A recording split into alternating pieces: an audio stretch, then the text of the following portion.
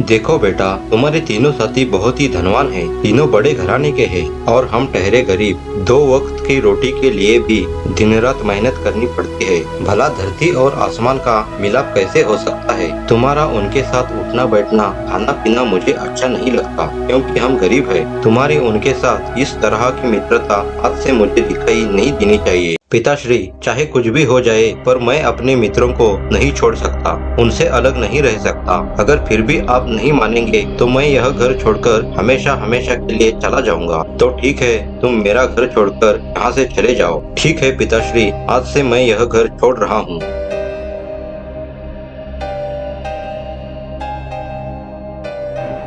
काफी समय हो गया है, अभी तक मुनेंद्र को यहाँ आना चाहिए था। यह कहानी है 4 मित्रों की जो कि धारा नगरी में रहते थे। उनमें से एक था राजा का बेटा, दूसरा राजा के मंत्री का पुत्र, तीसरा उसी नगर के एक साहूकार का पुत्र और चौथा मुनेंद्र जो कि एक गरीब किसान का पुत्र, जिसने अभी अभी अपनी मित्रता के लिए अपना घर छोड़ दिया है। यह लो, मुनेंद्र आ गया। हम कब से इंतजार कर रहे हैं।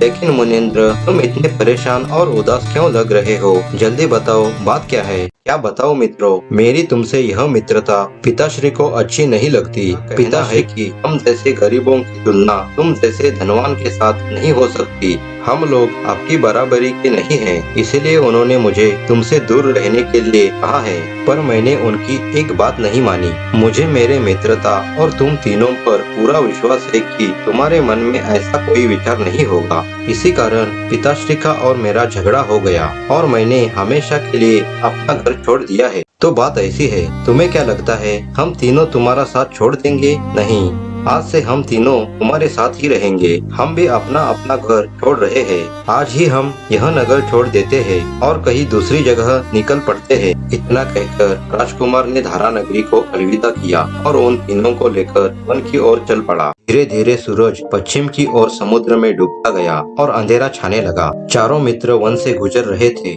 अंधेरा काफी हो चुका था। वन में तरह तरह की आवाजें सुनकर चारों मित्र डरने लगे। तभी एक जगह पेड़ के नीचे कई सारे जुगनू चमकते किसान के बेटे मुनेंद्र को दिखाई दिए।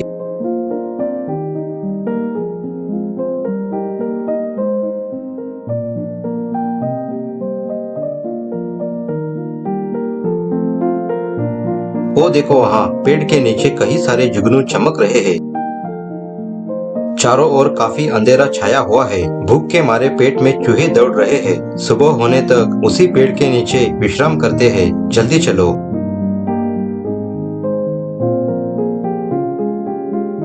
ऐसा करो।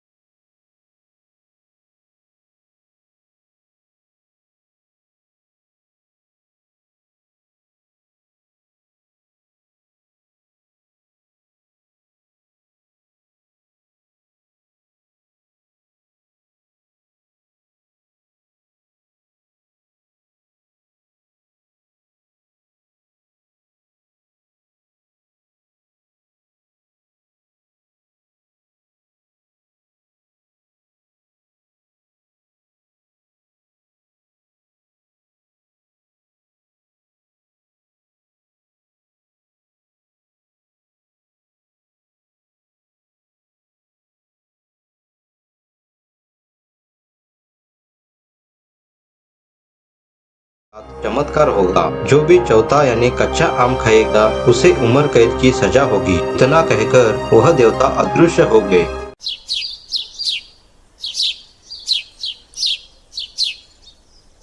सुबह हो जाने पर मुनींद्र ने उन तीनों को एक एक आम खाने को दिया। काफी भूख लगने से चारों ने आम को तुरंत ही खा लिया। चलो अब हमें आगे के रास्ते के लिए निकलना होगा। पेट को कुछ आराम मिलने पर चारों मित्र वहाँ से चल पड़े।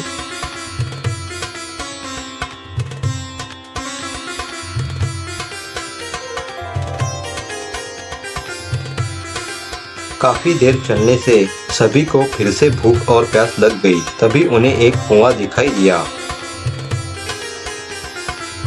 तुम लोग अपना अपना हाथ मुंह धो लो और पानी पी लो, इससे पेट की आग थोड़ी कम हो जाएगी। राजकुमार ने मुंह धोने के इरादे से पानी पिया। जैसे ही राजकुमार ने पानी मुंह से बाहर फेंका, मानो चमत्कार हो गया। जिस जगह पर पानी गिरा वहाँ 3 हीरे प्रकट हुए। राजकुमार को हीरों की परख थी। तुरंत ही उसने वह हीरे उठाए और अपने पास रखे। पानी पीने के बाद फिर से वह चारों आगे के रास्ते के लिए निकल पड़े। काफी देर चलने के बाद वह चारों एक नगर के सीमा तक पहुंच गए। ऐसा करते हैं, हम यही ठहर जाते हैं और खाने का कुछ इंतजाम करते हैं, पर हमारे पास कुछ भी नहीं है, ये कौन देगा? मेरे पास कुछ हीरे हैं, उनमें से एक हीरा मैं तुम्हें देता हूँ। तुम बाजार जाओ और कुछ चीजें खरीद कर ले आना। ठीक है। इतना कहकर राजकुमार ने मंत्री का पुत्र नागदत्त को 3 हीरों में से एक हीरा दे दिया। तुरंत ही मंत्री का पुत्र नगर के बाजार की ओर चल पड़ा।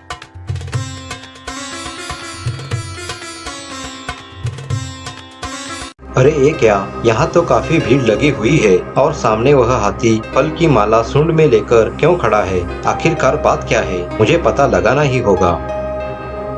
महाशय, क्या आप मुझे बता सकते हो कि यहाँ इतनी भीड़ क्यों लगी है और इतना शोर क्यों किया जा रहा है? आखिर बात क्या है? अरे तुम्हें नहीं मालूम? नहीं तो यहाँ का राजा बिना संतान के मर गया है। राज्य के लिए राजा चाहिए, इसलिए इस हाथी को रास्ते में छोड़ा है। वही राजा का चुनाव करेगा। वो कैसे?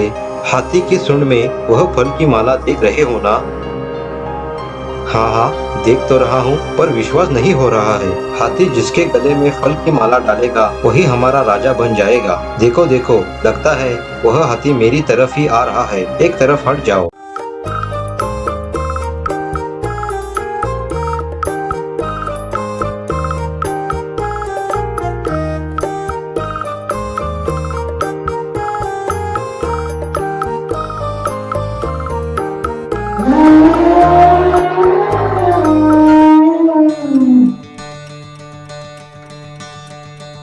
बेटा, आज से तुम महाराजा बन गए। महाराज की जय हो। हाथी ने मंत्री के बेटे के गले में हार डालते ही उसे राज्य का राजा घोषित कर दिया गया। मंत्री के बेटे ने पूरा पका हुआ आम जो खाया था।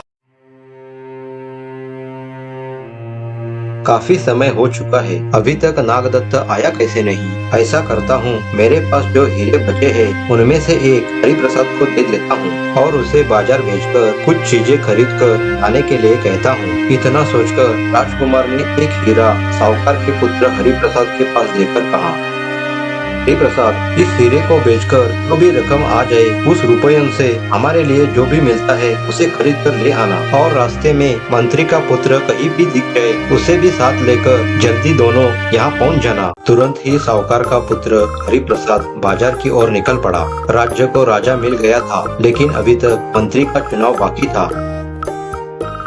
अरे ये क्या, यहाँ इतनी भीड़ किस लिए बनी है और यह लोग इतना शोर क्यों मचा रहे हैं? मैं भी इस कोने में खड़ा होकर देखता हूँ, आखिर यहाँ चल क्या रहा है?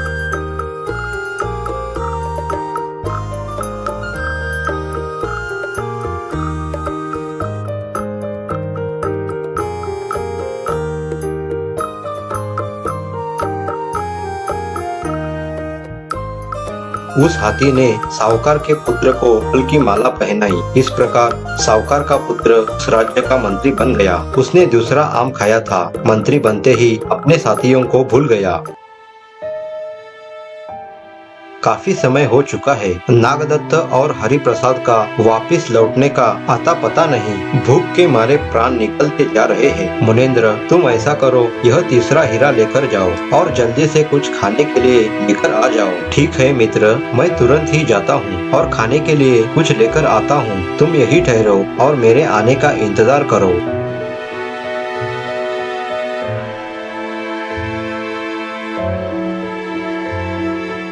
सेठ जी, ये मिठाई कितने में आती है? 8 आना किलो। बताओ कितने की दूं? बस 1 किलो दे दो सेठ जी। मेरे पास 8 आने तो नहीं है, पर एक कीमती हीरा है, यह तुम रख लो। तुम्हारा हिसाब किताब कर लो और ऊपर के सारे पैसे मुझे वापस कर दो। बेशक यह तो बहुत ही कीमती हीरा है, जरूर इस लड़के ने चोरी की होगी। मैं अभी राजा के सिपाही को बुलाता हूँ और इस चोर को गिरफ्तार करवाता हूँ। तुम यही ठहरो, मैं अभी सुनार के पास जाता हूँ और इस हीरे का सही मूल्य करके जो भी रकम आती है उसमें से मेरा हिसाब किताब कर लेता हूँ और बचे हुए रुपए तुम्हें वापस कर देता हूँ। मैं अभी आया।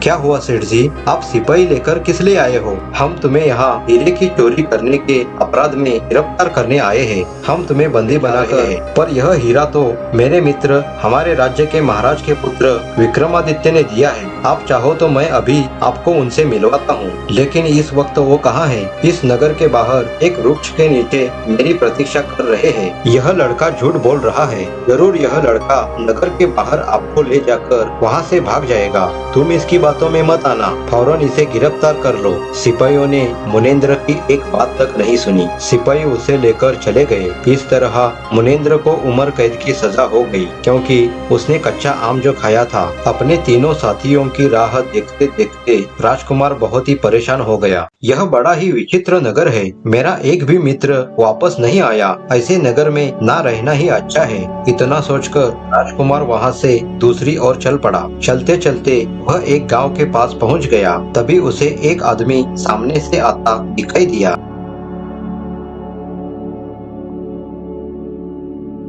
कौन हो तुम और कहां से आए हो? इस जगह तो नए लगते हो। मैं एक राजकुमार हूँ। मैं मेरे बाकी 3 मित्रों के साथ घर छोड़कर निकला था, परंतु बाकी 3 मित्र किसी कारण मेरे से अलग हो गए। मैंने उन तीनों की काफी समय तक राह देखी, लेकिन वापस लौटने का नाम तक नहीं। मैंने सोचा शायद वह जगह मेरे लिए घातक हो सकती है, इसलिए मैं वहाँ से निकला और चलते चलते यहाँ तक पहुँच गया। काफी समय से कुछ खाया पिया नहीं। क्या आप मुझे कुछ खाने के लिए दे सकते हो? क्यों नहीं पुत्र, तुम मेरे साथ मेरे घर में तुम्हारे भोजन का इंतजाम कर देता हूँ। इतना बताकर उस आदमी ने राजकुमार को अपने साथ घर लेकर चला गया। मैंने तो मेरा परिचय दे दिया है, लेकिन आप कौन हो और क्या काम करते हो? मैं इस गांव का मुखिया था। मेरे पास बहुत सारी जमीन थी, सैकड़ों लोगों को दान देता था, पर अब कौड़ी कौड़ी के लिए भटक रहा हूँ। राजकुमार ने जो भी मिला उसे आनंद से खाया और सो गया।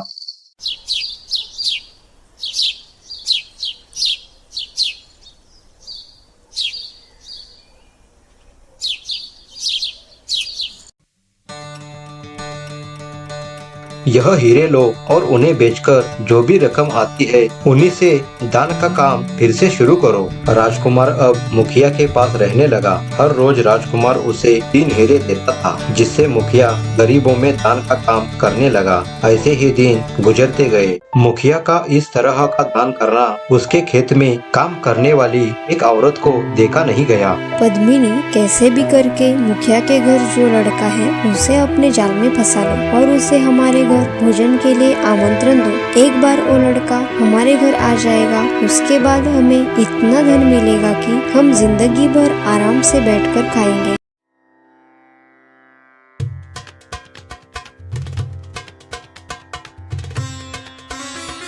आपके लिए। लेकिन मेरा तुमसे क्या परिचय? मैं तो तुम्हें जानता तक नहीं।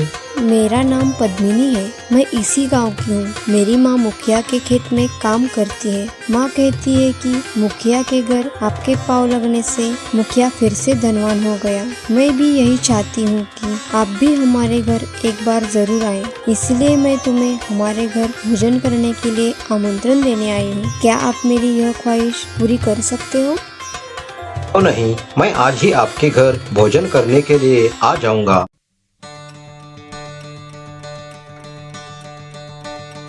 जैसे ही राजकुमार पद्मिनी के घर पहुंचा, उसने पानी का गिलास आगे किया। गिलास को छूते ही राजकुमार एक सुनहरे तोते में बदल गया। माँ और बेटी देखते ही रह गई। उन्होंने राजकुमार को पानी नहीं बल्कि पानी की जगह शराब भरकर दे दी थी। पद्मिनी की माँ ने सोचा, अगर राजकुमार शराब पीता है तो वह जरूर उल्टी करेगा और ढेर सारे हीरे उसे मिल सकते हैं, लेकिन ऐसा नहीं हुआ। राजकुमार विहार करते हुए पड़ोसी राज्य में पहुँच गया। पिताश्री, मैं विवाह करूंगी तो सिर्फ और सिर्फ सुनहरे तोते से ही करूंगी, अन्यथा नहीं। पुत्री, यह तुम्हारी कैसी जिद है? ऐसा कभी संभव हो सकता है क्या? तुम अपनी यह जिद छोड़ दो। नहीं पिताश्री, मैं विवाह करूंगी तो सुनहरे तोते से ही करूंगी, अन्यथा आप मेरे बारे में राजकुमारी के हट के आगे महाराज की एक ना चली। तुरंत ही राजा ने नगर में ढिंढोरा पिटवाया।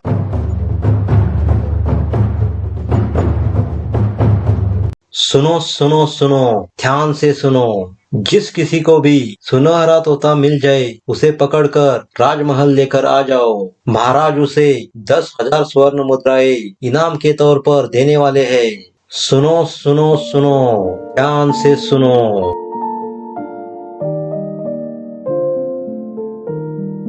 काश ऐसा सुनहरा तोता आज जाल में फंस जाए। मेरे तो भाग्य ही खुल जाएंगे। जल्दी से जंगल जाकर जाल को बिछा देता हूँ।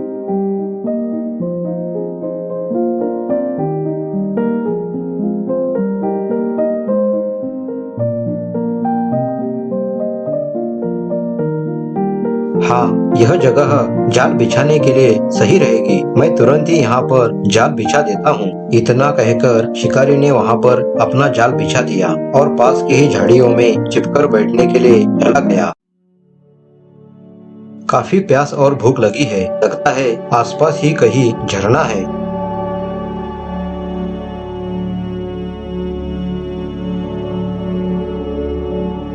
जैसे ही तोता दाने चुगने के लिए जाल पर बैठता है, वह सुनहरा तोता पूरी तरह से जाल में फंस जाता है। अरे ये क्या? ये मैं क्या देख रहा हूँ? लगता है ईश्वर ने मेरी प्रार्थना सुन ली। जाल में तोता फंस गया जिसकी मुझे तलाश थी। फिर शिकारी उस सुनहरे तोते को एक पिंजरे में कैद कर राजमहल लेकर आता है। जैसे ही राजकुमारी उस सुनहरे तोते को छूती है, वह तोता अपने असली रूप में आता है।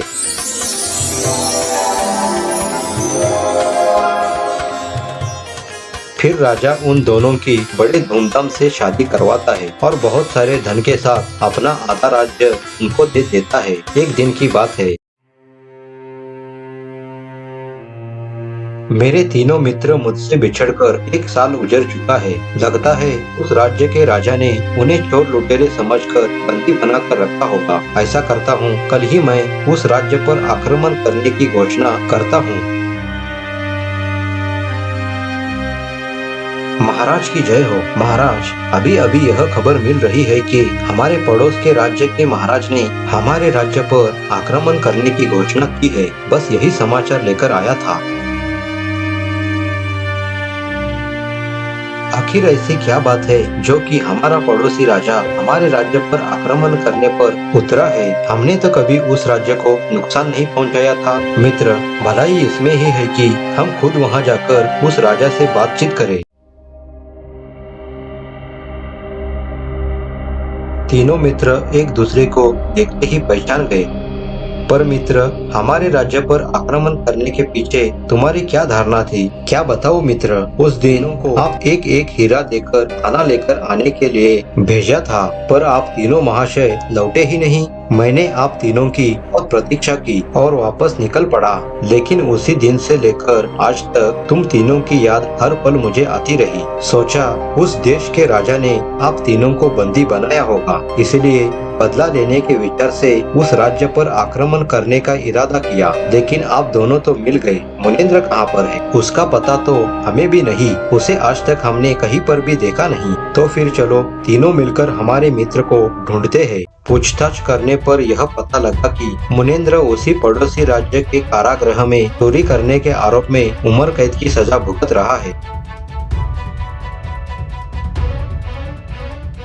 अपने मित्र को कारागृह में बंदी बनाए दिखने पर तीनों मित्र बहुत ही भावुक हुए। मित्र, हमारे से बहुत बड़ी गलती हो गई है। मैं इस राज्य का राजा और यह मंत्री बनने के बाद हम दोनों ने एक बार भी वापस मुड़कर देखा तक नहीं कि हमारे दोनों मित्र कहाँ पर होंगे। यदि राजकुमार न होता तो हमको पता तक नहीं होता कि तुम हमारे ही राज्य के कारागृह में उम्र कैद की सजा भुगत रहे हो। हमें क्षमा कर दो मित्र, हमें क्षमा कर दो।